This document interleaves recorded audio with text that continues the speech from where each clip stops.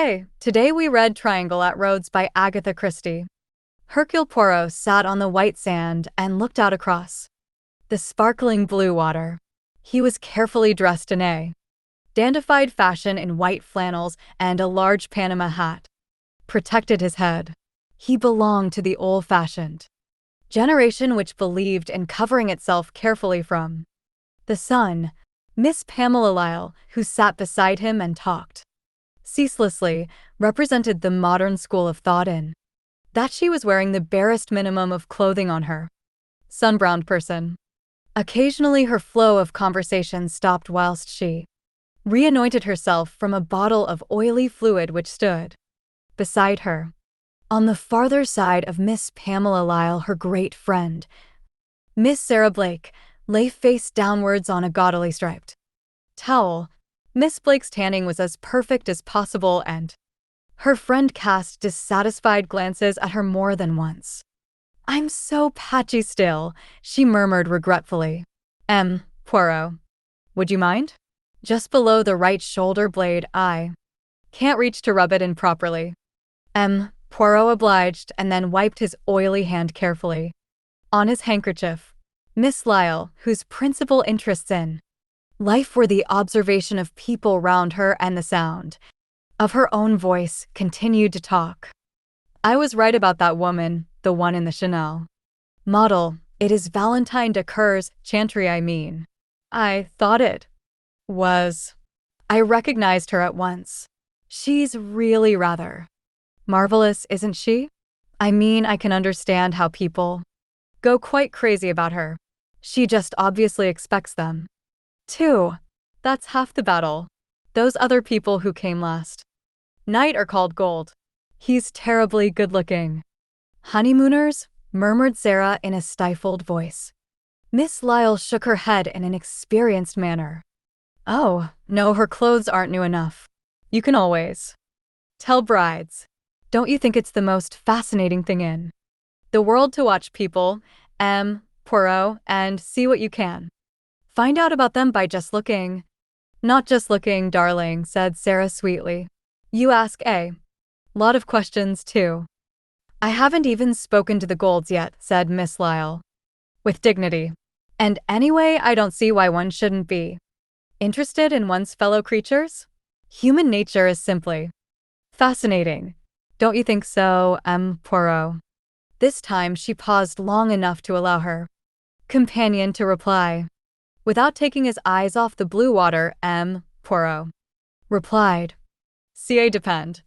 Pamela was shocked. "Oh, Poirot. I don't think anything's so interesting, so incalculable as a human being." "Incalculable? That, no." "Oh, but they are. Just as you think you've got them. Beautifully taped. They do something completely unexpected."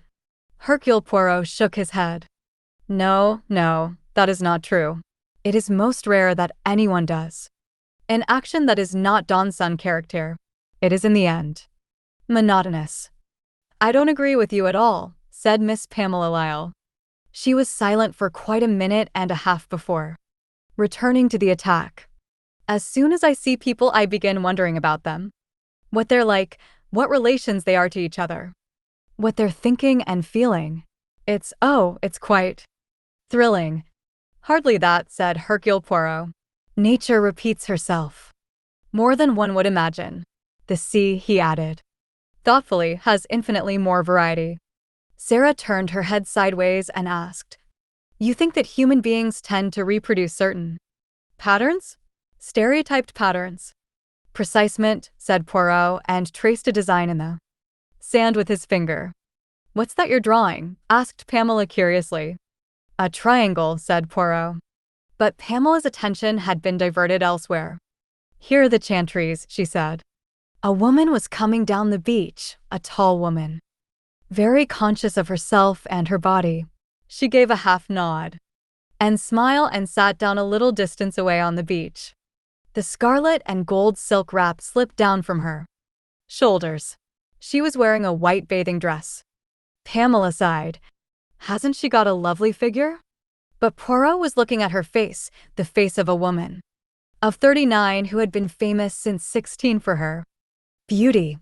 He knew, as everyone knew, all about Valentine Chantry.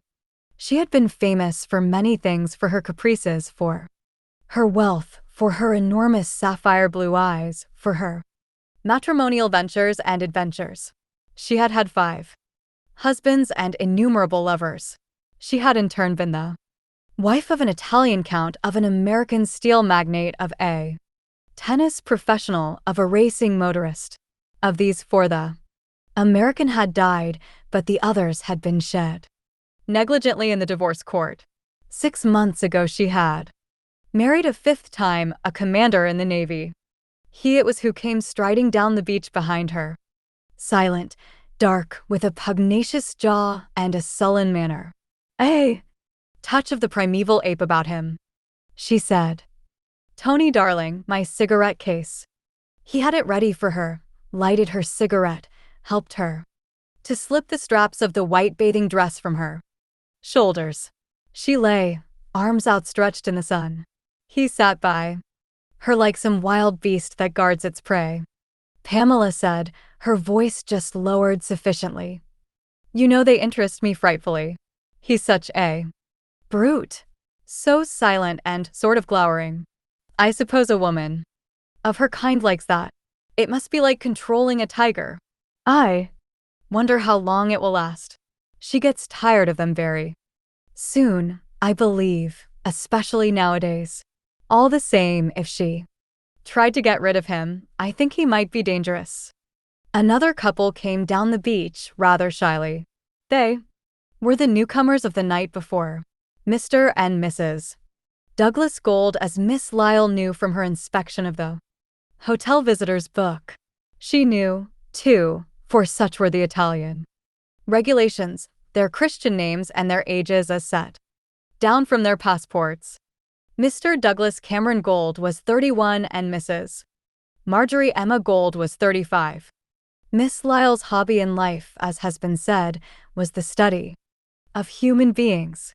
Unlike most English people, she was capable of speaking to strangers on sight instead of allowing for days to a week to elapse before making the first cautious advance, as is the customary British habit. She, therefore, noting the slight hesitancy and shyness of Mrs. Gold's advance, called out, "Good morning, isn't it a lovely day?" Mrs. Gold was a small woman, rather like a mouse. She was not bad-looking, indeed her features were regular and her complexion good, but she had a certain air of diffidence and dowdiness that made her liable to be overlooked. Her husband, on the other hand, was extremely good-looking in an almost theatrical manner. Very fair, crisply curling hair, blue eyes, broad shoulders, narrow hips. He looked more like a young man on the stage than a young man in real life. But the moment he opened his mouth, that impression faded. He was quite natural and unaffected, even, perhaps, a little stupid. Mrs. Gold looked gratefully at Pamela and sat down near her. "What a lovely shade of brown you are. I feel terribly underdone. One has to take a frightful lot of trouble to brown." Evenly, sighed Miss Lyle. She paused a minute and then went on. "You've only just arrived, haven't you?" "Yes, last night. We came on the Vapo d'Italia boat. Have you ever been to Rhodes before?" "No. It is lovely, isn't it?" her husband said. "Pity it's such a long way to come." "Yes, if it were only nearer England." In a muffled voice Sarah said, "Yes, but then it would be awful. Rows and rows of people, laid out like fish on a slab. Bodies everywhere." "That's true, of course," said Douglas Gold. "It's a nuisance the Italian exchange is so absolutely ruinous at present. It does make a difference, doesn't it?" The conversation was running on strictly stereotyped lines. It could hardly have been called brilliant. A little way along the beach, Valentine Chantry stirred and sat up. With one hand she held her bathing dress in position across her breast. She yawned, a wide yet delicate cat-like yawn. She glanced casually down the beach. Her eyes slanted past Marjorie Gold and stayed thoughtfully on the crisp, golden head of Douglas Gold. She moved her shoulders sinuously. She spoke, and her voice was raised a little higher than it need have been. Tony, darling, isn't it divine, this sun?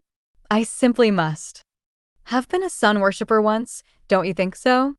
Her husband grunted something in reply that failed to reach the others. Valentine Chantry went on in that high, drawling voice. Just pull that towel a little flatter, will you, darling? She took infinite pains in the resettling of her beautiful body. Douglas Gold was looking now. His eyes were frankly interested. Mrs. Gold chirped happily in a subdued key to Miss Lyle. What a beautiful woman. Pamela, as delighted to give as to receive information, replied in a lower voice. That's Valentine Chantry, you know, who used to be Valentine de Cours. She is rather marvelous, isn't she? He's simply crazy about her, won't let her out of his sight.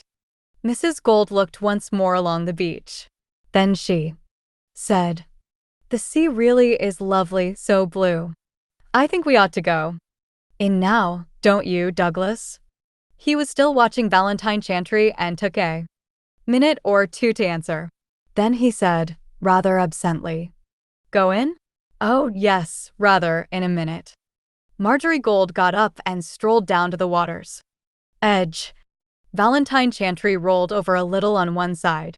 Her eyes looked along at Douglas Gold. Her scarlet mouth curved faintly into a smile. The neck of Mr. Douglas Gold became slightly red. Valentine Chantry said, Tony, darling, would you mind? I want a little pot of face cream. It's up on the dressing table. I meant to bring it down. Do get it for me, there's an angel. The commander rose obediently. He stalked off into the hotel. Marjorie Gold plunged into the sea, calling out, it's lovely, Douglas, so warm. Do come. Pamela Lyle said to him, aren't you going in? He answered vaguely, oh, I like to get well hot up first. Valentine Chantry stirred. Her head was lifted for a moment as though to recall her husband, but he was just passing inside the wall of the hotel garden. I like my dip the last thing, explained Mr. Gold. Mrs. Chantry sat up again. She picked up a flask of sunbathing oil. She had some difficulty with it, the screw top seemed to resist her efforts. She spoke loudly and petulantly. Oh, dear, I can't get this thing undone. She looked towards the other group. I wonder. Always gallant, Poirot rose to his feet, but Douglas Gold had the advantage of youth and suppleness. He was by her side in a moment. Can I do it for you? Oh, thank you. It was the sweet, empty drawl again. You are kind. I'm such a fool at undoing things. I always seem to screw them the wrong way. Oh, you've done it. Thank you ever so much. Hercule Poirot smiled to himself.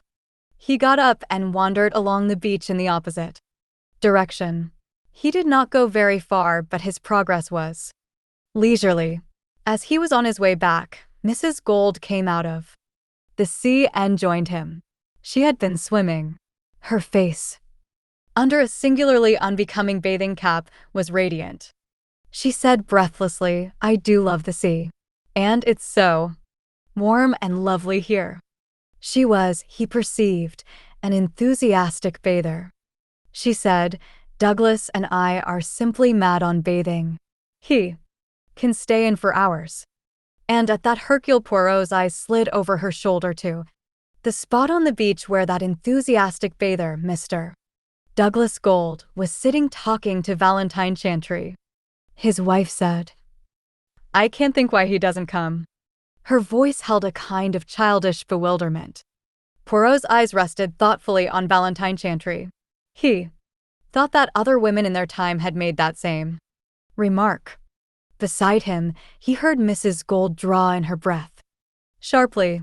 She said, and her voice was cold, she's supposed to be very attractive, I believe. But Douglas doesn't like that type of woman. Hercule Poirot did not reply. Mrs. Gold plunged into the sea again. She swam away from the shore with slow, steady strokes. You could see that she loved the water. Poirot retraced his steps to the group on the beach. It had been augmented by the arrival of old General Barnes, a veteran who was usually in the company of the young. He was sitting now between Pamela and Sarah, and he and Pamela were engaged in dishing up various scandals, with appropriate embellishments. Commander Chantry had returned from his errand.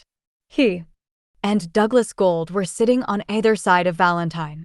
Valentine was sitting up very straight between the two men and talking. She talked easily and lightly in her sweet, drawling voice, turning her head to take first one man and then the other in the conversation. She was just finishing an anecdote. And what do you think the foolish man said? It may have been only a minute, but I'd remember you anywhere. Mom, didn't he, Tony? And you know, I thought it was so sweet of him. I do think it's such a kind world, I mean. Everybody is so frightfully kind to me always, I don't know why, they just are. But I said to Tony, do you remember? Darling, Tony, if you want to be a teeny-weeny bit jealous, you can be jealous of that commissionaire. Because he really was too adorable. There was a pause and Douglas Gold said, good fellows, some of these commissionaires. Oh, yes, but he took such trouble, really an immense amount of trouble, and seemed just pleased to be able to help me. Douglas Gold said, nothing odd about that. Anyone would for you, I'm sure. She cried delightedly. How nice of you. Tony, did you hear that? Commander Chantry grunted. His wife sighed. Tony never makes pretty speeches, do you, my lamb? Her white hand with its long red nails ruffled up his dark head. He gave her a sudden sidelong look. She murmured, I don't really know how he puts up with me. He's simply frightfully clever, absolutely frantic with brains, and I just go on talking nonsense the whole time, but he doesn't seem to mind. Nobody minds what I do or say, everybody spoils me. I'm sure it's frightfully bad for me. Commander Chantry said across her to the other man, that your missus in the sea? Yes, expect it's about time I joined her. Valentine murmured. But it's so lovely here in the sun. You mustn't go into the sea yet. Tony, darling, I don't think I shall actually bathe today, not my first day. I might get a chill or something. But why don't you go in now, Tony, darling? Mr. Gold will stay and keep me company while you're in. Chantry said rather grimly. No, thanks. Shan't go in just yet. Your wife seems to be waving to you, Gold. Valentine said. How well your wife swims. I'm sure she's one of those terribly efficient women who do everything well. They always frighten me so because I feel they despise me.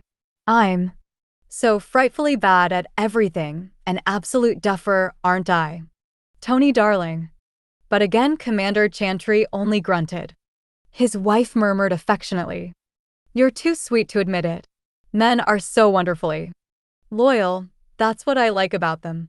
I do think men are so much more loyal than women, and they never say nasty things. Women, I always think, are rather petty. Sarah Blake rolled over on her side towards Poirot. She murmured between her teeth, examples of pettiness to suggest that dear Mrs. Chantry is in any way not absolute perfection. What a complete idiot the woman is. I really do think Valentine Chantry is very nearly the most idiotic woman I ever met.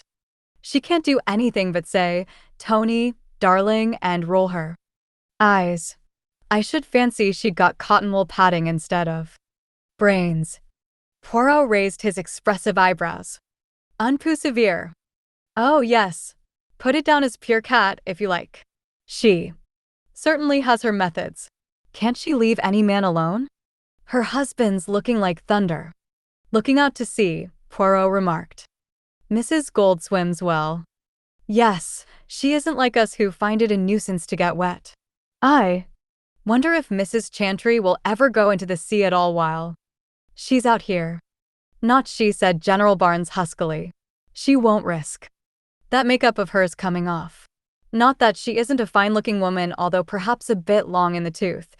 She's looking your way, General, said Sarah wickedly. And you're wrong about the makeup. We're all waterproof.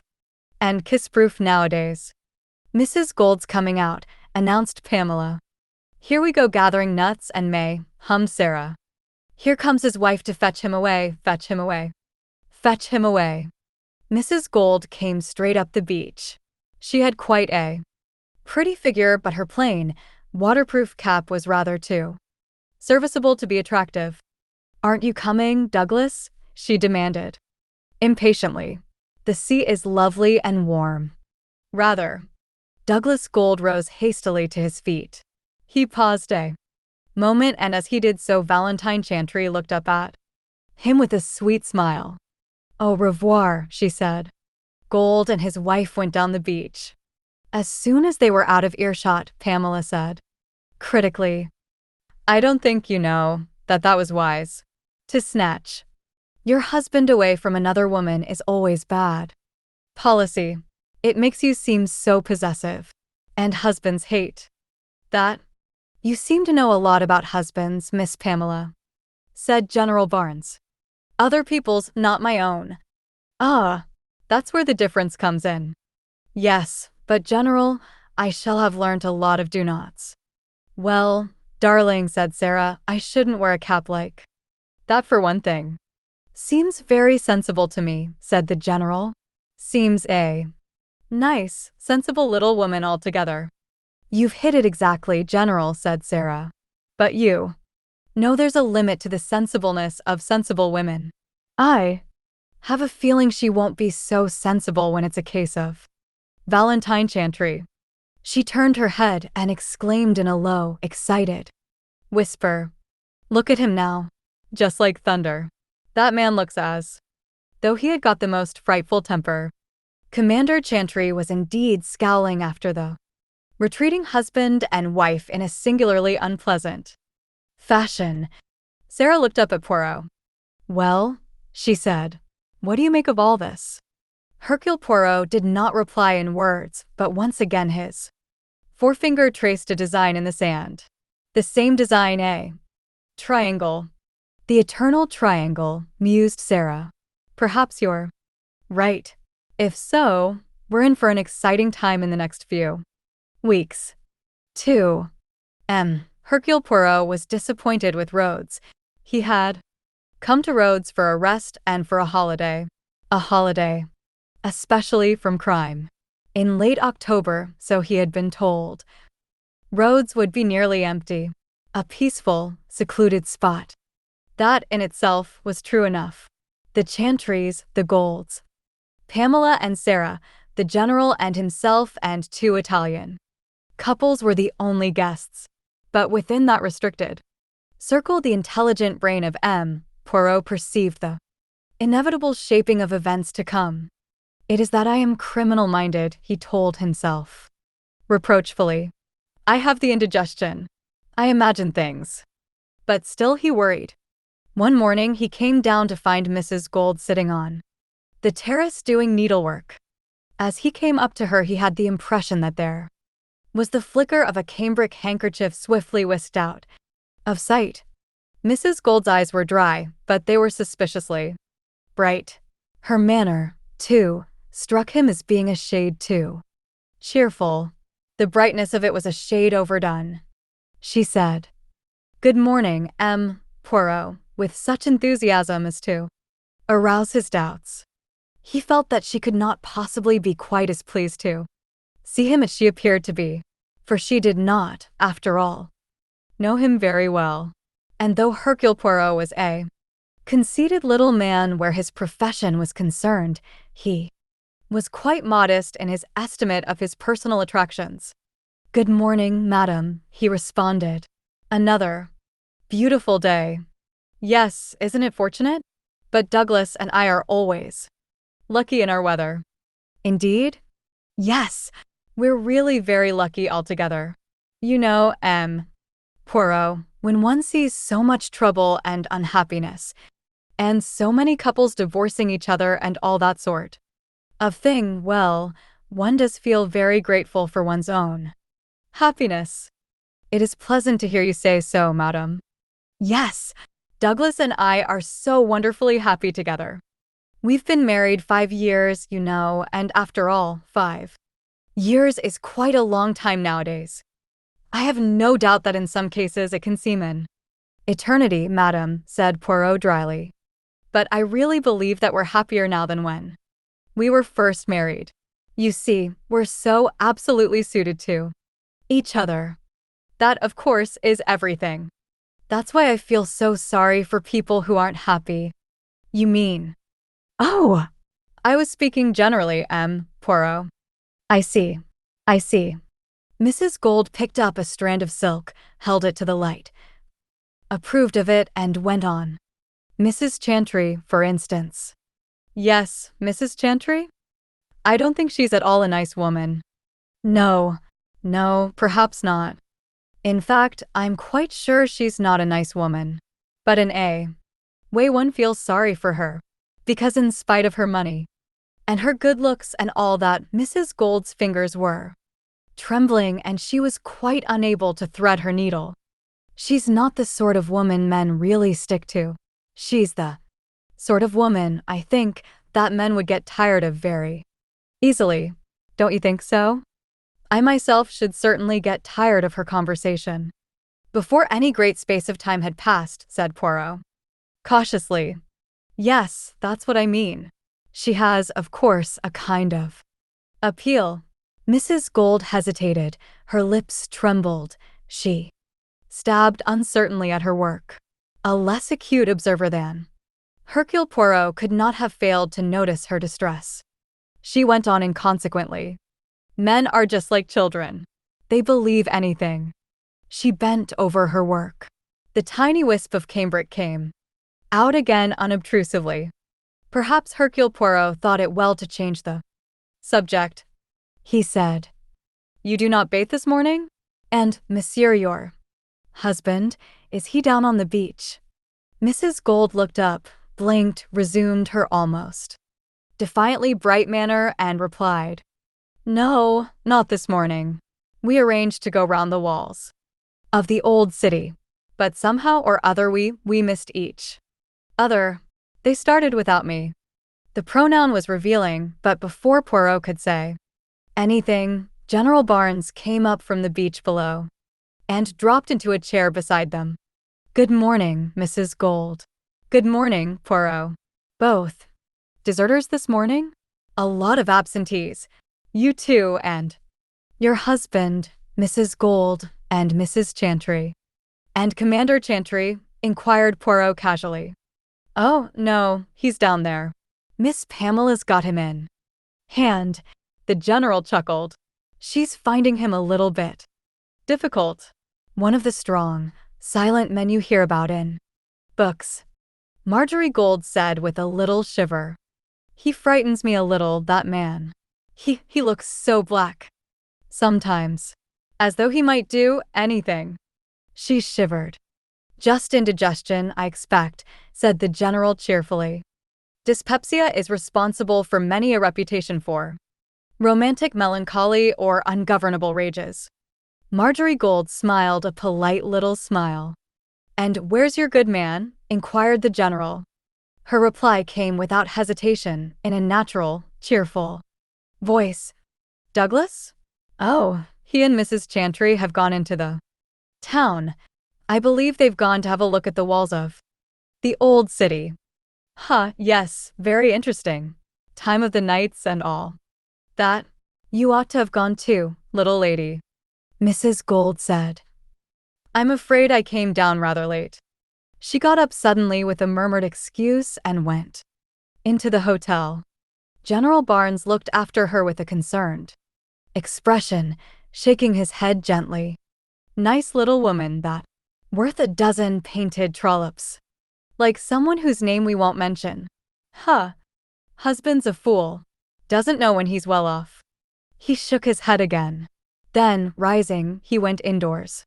Sarah Blake had just come up from the beach and had heard the general's last speech.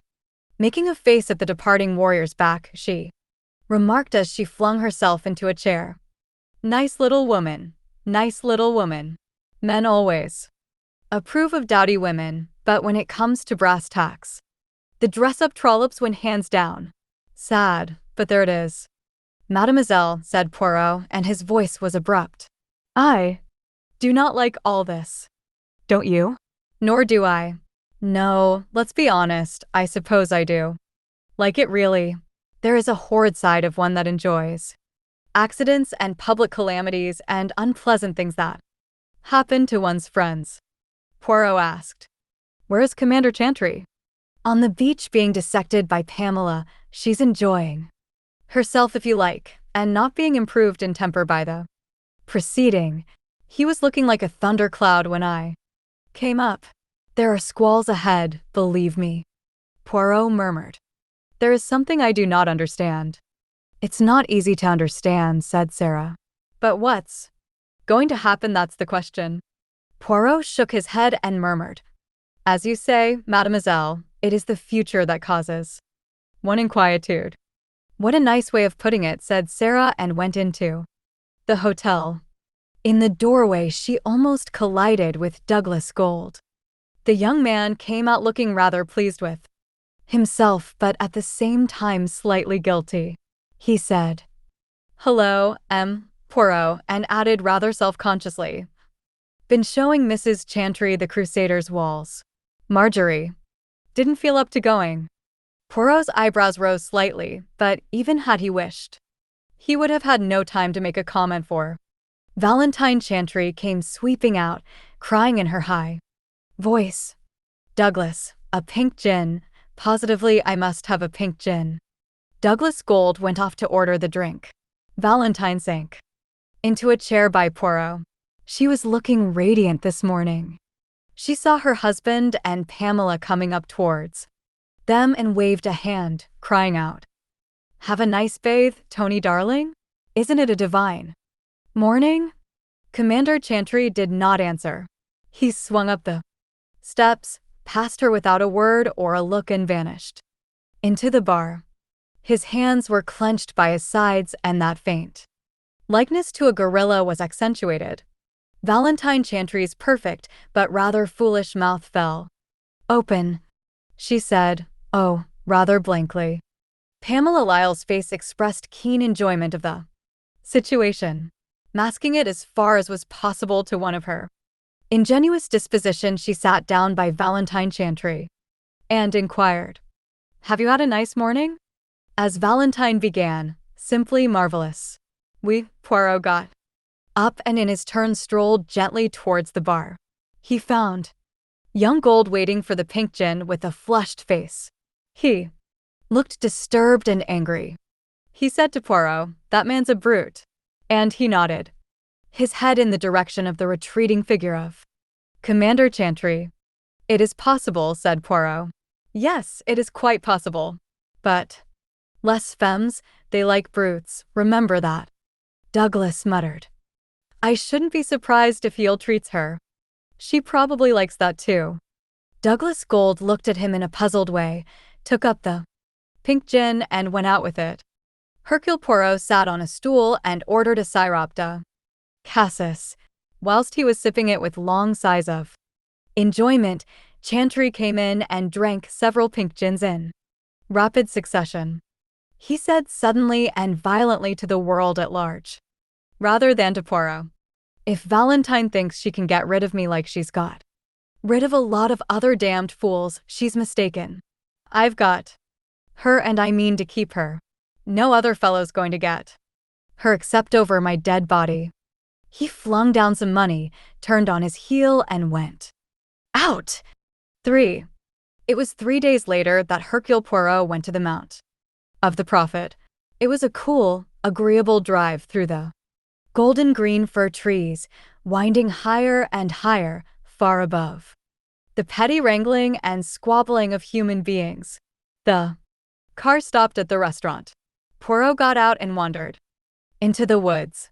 He came out at last on a spot that seemed truly on top of the world. Far below, deeply and dazzlingly blue, was the sea. Here at last he was at peace, removed from cares. Above the world, carefully placing his folded overcoat on a tree stump, Hercule Poirot sat down. Doubtless Le Bon Dieu knows what he does. But it is odd that he should have permitted himself to fashion certain human beings. Eh bien, here for a while at least I am away from these vexing problems. Thus he mused. He looked up with a start. A little woman in a brown coat and skirt was hurrying towards him. It was Marjorie Gold, and this time she had abandoned all pretense. Her face was wet with tears. Poirot could not escape. She was upon him. Poirot, you've got to help me. I'm so miserable I don't know what to do. Oh, what shall I do? What shall I do? She looked up at him with a distracted face. Her fingers fastened on his coat sleeve. Then, as something she saw in his face alarmed her, she drew back a little. What is it? She faltered. You want my advice, madam? It is that you ask? She stammered, yes. Yes. Eh bien, here it is. He spoke curtly, trenchantly. Leave this place at once, before it is too late. What? She stared at him. You heard me. Leave this island. Leave the island? She stared at him stupefied. That is what I say. But why? Why? It is my advice to you, if you value your life. She gave a gasp. Oh! What do you mean? You're frightening me. You're frightening me. Yes, said Poirot gravely, that is my intention. She sank down, her face in her hands. But I can't. He wouldn't come. Douglas wouldn't, I mean. She wouldn't let him. She's got hold of him, body and soul. He won't listen to anything against her. He's crazy about her. He believes everything she tells him. That her husband ill-treats her, that she's an injured innocent, that nobody has ever understood her. He doesn't even think about me anymore. I don't count. I'm not real to him. He wants me to give him his freedom to divorce him. He believes that she'll divorce her husband and marry him. But I'm afraid Chantry won't give her up. He's not that kind of man. Last night she showed Douglas bruises on her arm, said her husband had done it. It made Douglas wild. He's so chivalrous. Oh, I'm afraid. What will come of it all? Tell me what to do. Hercule Poirot stood looking straight across the water to the blue line of hills on the mainland of Asia. He said, I have told you. Leave the island before it is too late. She shook her head. I can't, unless Douglas. Poirot sighed. He shrugged his shoulders. 4. Hercule Poirot sat with Pamela Lyle on the beach. She said with a certain amount of gusto, the triangles going strong. They sat one each side of her last night, glowering at each other. Chantry had had too much to drink. He was positively insulting to Douglas Gold. Gold behaved very well, kept his temper. The Valentine woman enjoyed it, of course. Purred like the man-eating tiger she is. What do you think will happen? Poirot shook his head. I am afraid. I am very much afraid. Oh, we all are, said Miss Lyle hypocritically. She added, this business is rather in your line. Or it may come to be. Can't you do anything? I have done what I could.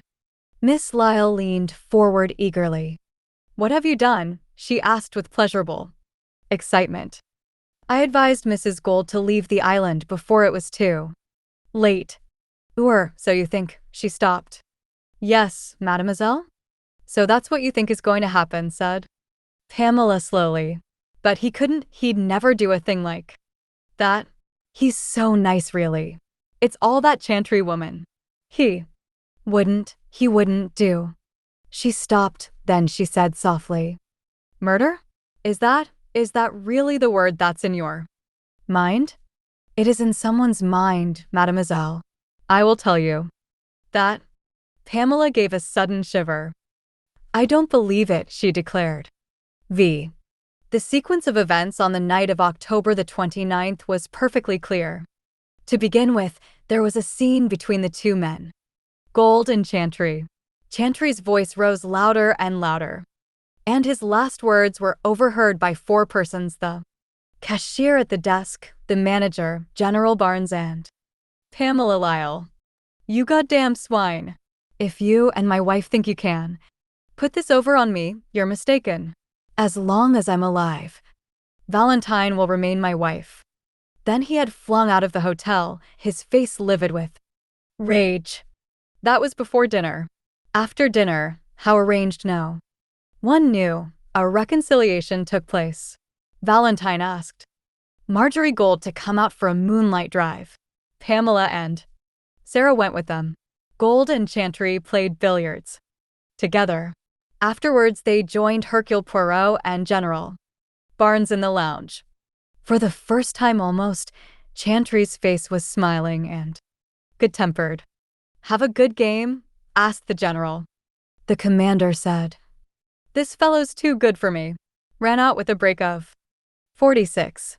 Douglas Gold deprecated this modestly. Pure fluke. I assure you it was. What'll you have? I'll go. And get hold of a waiter. Pink gin for me, thanks. Right. General? Thanks. I'll have a whiskey and soda. Same for me. What about you, M. Poirot? You're most amiable. I should like a sirop de cassis. A sirop? Excuse me? Sirop de cassis. The syrup of blackcurrants.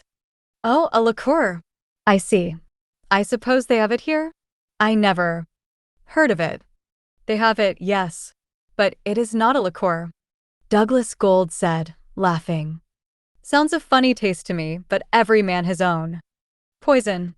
I'll go and order them. Commander Chantry sat down. Though not by nature a talkative or a social man, he was clearly doing his best to be genial.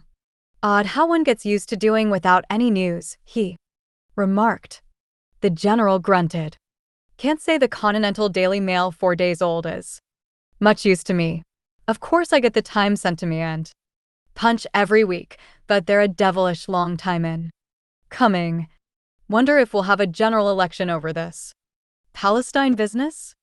Whole thing's been badly mismanaged, declared the general just as Douglas Gold reappeared, followed by a waiter with the drinks. The general had just begun on an anecdote of his military career in India in the year 1905. The two Englishmen were listening politely, if without great interest. Hercule Poirot was sipping his sirop de cassis. The general reached the point of his narrative and there was dutiful laughter all round. Then the women appeared at the doorway of the lounge. They all four seemed in the best of spirits and were talking and laughing. Tony, darling, it was too divine, cried Valentine as she dropped into a chair by his side. The most marvelous idea of Mrs. Gold's. You all ought to have come. Her husband said. What about a drink? He looked inquiringly at the others. Pink gin for me, darling, said Valentine. Gin and ginger beer, said Pamela. Sidecar, said Sarah. Right. Chantry stood up.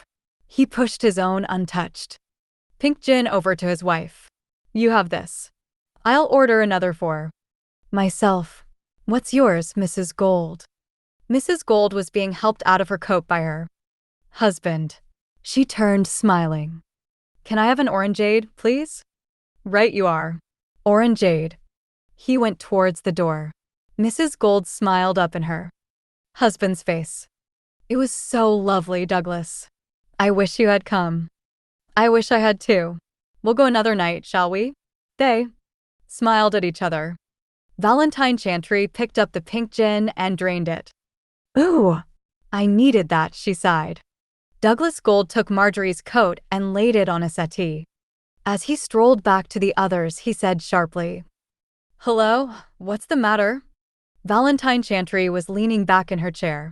Her lips were blue and her hand had gone to her heart. I feel rather queer. She gasped, fighting for breath. Chantry came back into the room. He quickened his step. "Hello, Val. What's the matter?" I don't know. That drink, it tasted queer." "The pink gin?" Chantry swung round, his face worked. He caught Douglas Gold by the shoulder. "That was my drink." "Gold, what the hell did you put in it?"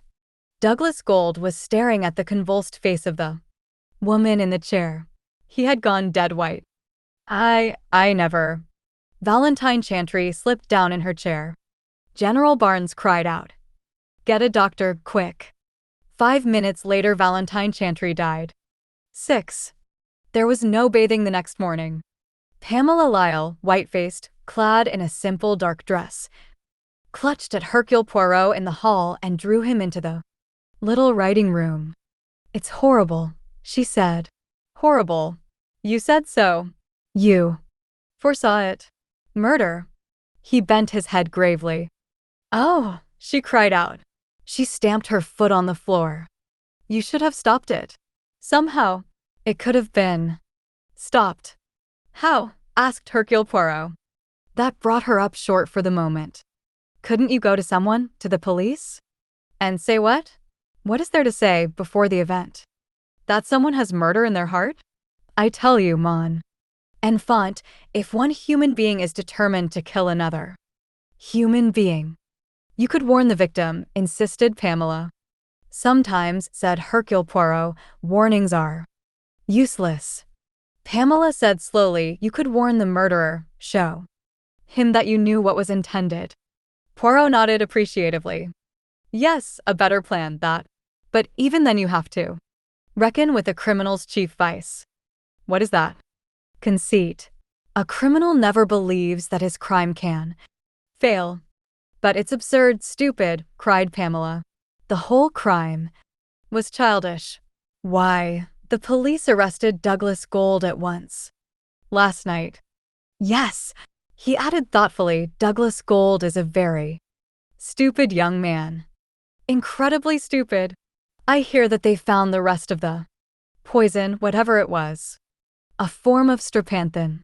A heart poison. That they actually found the rest of it in his dinner jacket pocket?" "Quite true." "Incredibly stupid," said Pamela again. "Perhaps he meant to get rid of it, and the shock of the wrong person being poisoned paralyzed him. What a scene it would make on the stage. The lover putting the stropanthin in the husband's glass, and then, just when his attention is elsewhere, the wife drinks it instead. Think of the ghastly moment when Douglas Gold turned round and realized he had killed the woman he loved." She gave a little shiver. "Your triangle. The eternal triangle. Who would have thought it would end like this?" "I was afraid of it," murmured Poirot. Pamela turned on him. "You warned her, Mrs. Gold. Then why didn't you warn him as well?" "You mean, why didn't I warn Douglas Gold?" "No, I mean Commander Chantry. You could have told him that he was in danger. After all, he was the real obstacle. I've no doubt Douglas Gold relied on being able to bully his wife into giving him a divorce. She's a meek-spirited little woman and terribly fond of him.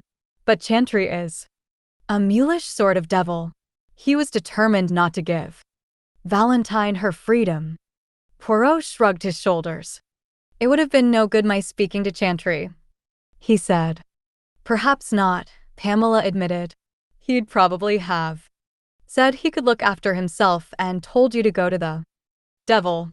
But I do feel there ought to have been something one could have done." "I did think," said Poirot slowly, "of trying to persuade Valentine Chantry to leave the island, but she would not have believed what I had to tell her. She was far too stupid a woman to take in a thing like that. Pauvre femme, her stupidity killed her.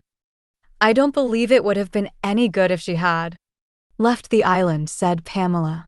"He would simply have followed her." "He? Douglas Gold? You think Douglas Gold would have followed her?" "Oh! No, mademoiselle, you are wrong. You are completely wrong. You have not yet appreciated the truth of this matter. If Valentine Chantry had left the island, her husband would have gone with her. Pamela looked puzzled. Well, naturally. And then, you see, the crime would simply have taken place somewhere else. I don't understand you? I am saying to you that the same crime would have occurred somewhere else, that crime being the murder of Valentine Chantry by her husband. Pamela stared. Are you trying to say that it was Commander Chantry, Tony Chantry, who murdered Valentine? Yes. You saw him do it? Douglas Gold brought him his drink. He sat with it in front of him when the women came in. We all looked across the room. He had the strepanthin ready. He dropped it into the pink gin and presently, courteously, he passed it along to his wife and she drank it. But the packet of strepanthin was found in Douglas Gold's pocket. A very simple matter to slip it there when we were all crowding round the dying woman.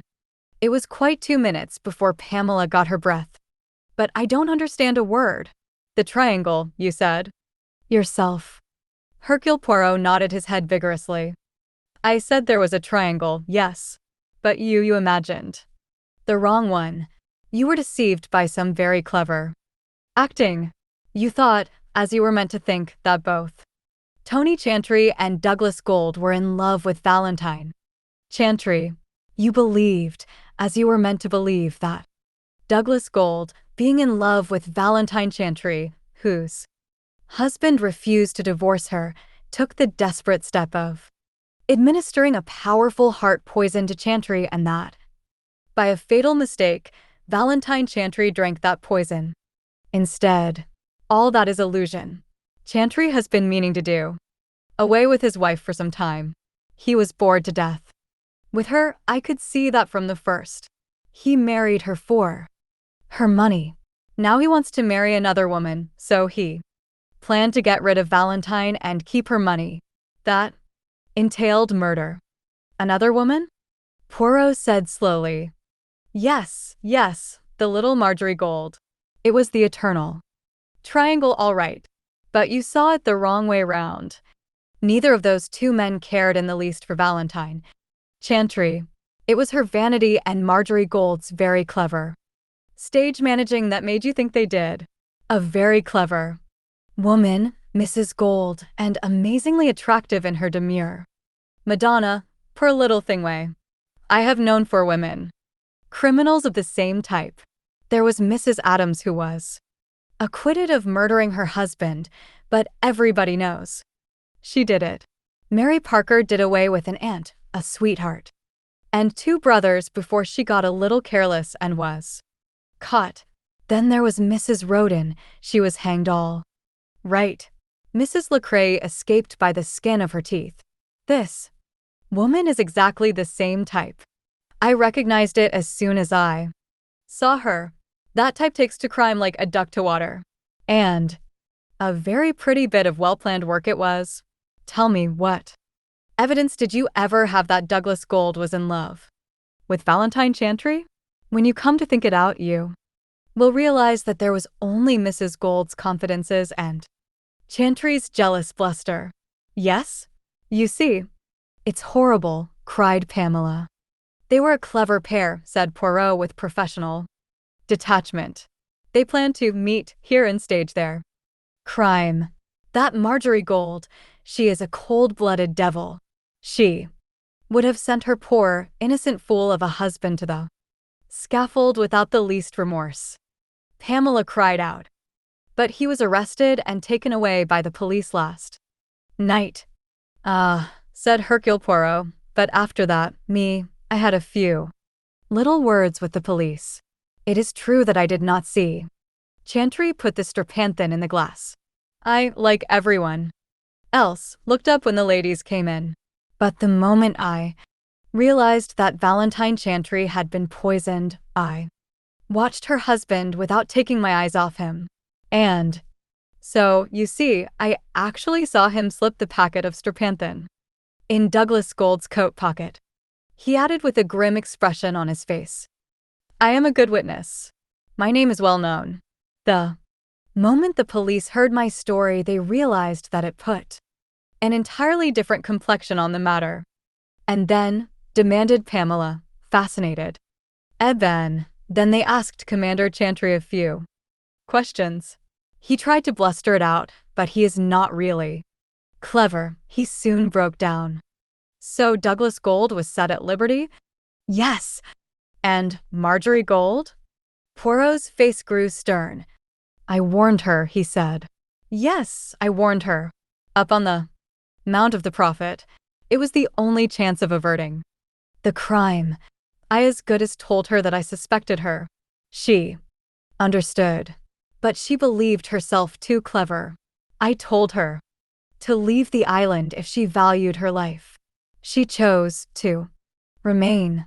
End of the short story. Please subscribe for more free audiobooks.